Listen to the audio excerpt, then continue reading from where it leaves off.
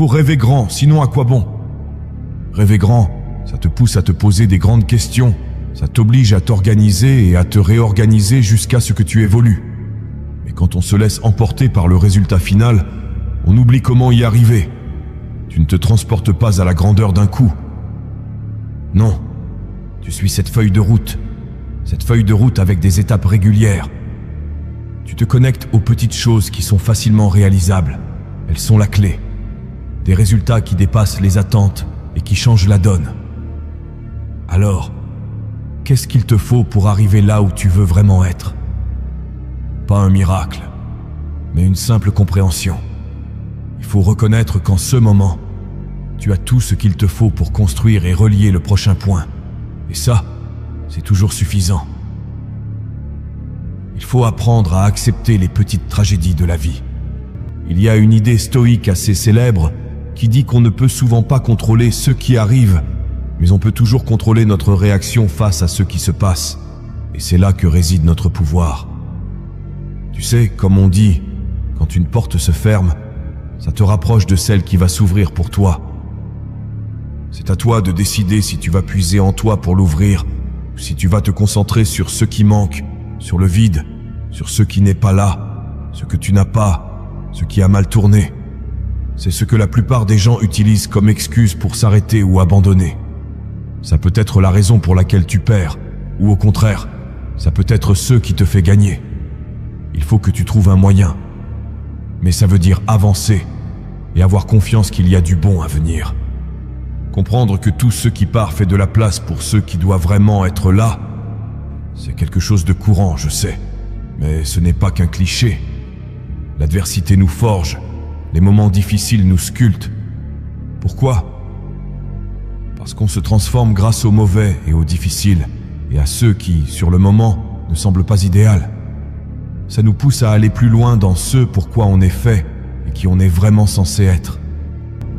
On a seulement quelques occasions vraiment révolutionnaires dans la vie, et il faut donner le meilleur de soi. La clé, c'est la répétition des petites étapes qui s'accumulent encore et encore. Encore une fois, beaucoup de gens peuvent imaginer les grandes opportunités, n'est-ce pas?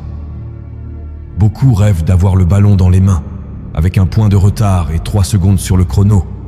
Mais ils ne sont pas à la salle de sport, ils ne bossent pas leur physique ou leur santé, et ils ne se penchent pas sur les subtilités du jeu. Tout ça, c'est chiant. Ils se disent juste « Donnez-moi le ballon quand ça chauffe, je vais gérer ». Sauf que c'est pas comme ça que le monde fonctionne, mes amis. Comme on dit, la confiance, ça se mérite. Si on essaie de décomposer les occasions uniques dans une vie, je veux que tu sois prêt, parce que cette opportunité, ce n'est pas juste une chance unique, c'est tout ce que tu as accumulé en chemin, tout ce que tu as construit. J'ai déjà payé le prix, j'ai déjà gagné, j'ai déjà souffert, perdu, appris et grandi. Là, c'est juste le moment où je récolte ma récompense. Se préparer soi-même pour que, quand les opportunités éphémères se présentent, tu ne te stresses pas. Tu ne te demandes rien que tu n'es pas capable de donner. Tu souris juste et tu te dis « J'ai mérité ça, c'est qui je suis. Et maintenant, le monde va enfin voir. » Comment être inefficace à ce point? Quelle façon as-tu de sortir des sentiers battus? Change un peu les choses pour révéler la valeur que tu as ignorée pendant des mois, des années, peut-être même toute ta vie sans t'en rendre compte. Il y a toujours des éléments autour de nous pour être géniaux, pas juste pour survivre, mais pour s'épanouir. Les ingrédients nécessaires sont là, à droite et à gauche. Il suffit de les agencer de manière à en maximiser la valeur. C'est un jeu constant de pièces en mouvement, essayer encore et encore, sans se contenter d'un classement dans la vie. Ce que dit le monde extérieur, c'est qu'il y a toujours plus à découvrir si tu es prêt à chercher. Il y a une vieille idée qui dit que dès que tu as commencé, tu es déjà à mi-chemin.